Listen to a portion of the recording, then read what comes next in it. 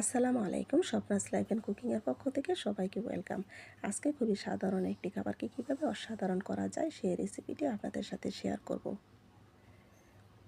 এখানে আমি পুঁটি মাছের শুটকিগুলোকে ভালোভাবে ভেজে নিচ্ছি। এগুলোকে একটু ভালোভাবে ভেজে নিলে খেতে দারুণ লাগে। আর কেটে রাখা সবজিগুলো হচ্ছে আলু, টমেটো, পেঁয়াজকলি এবং সজনে।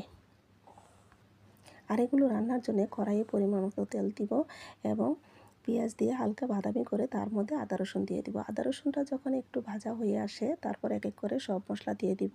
এখানে আমি লবণ, হলুদ, মরিচ, ধনিয়া গুঁড়া দিয়েছি। আর এগুলো দিয়ে একটু হালকা কষিয়ে তারপর শুটকিগুলোকে দিয়ে দেব।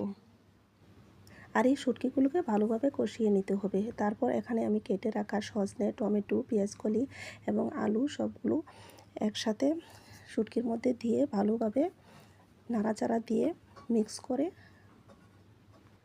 10 থেকে 12 মিনিটের মতো ভালোভাবে কষাতে হবে। আর এর মধ্যে আমি কোনো প্রকার পানি ইউজ করব না।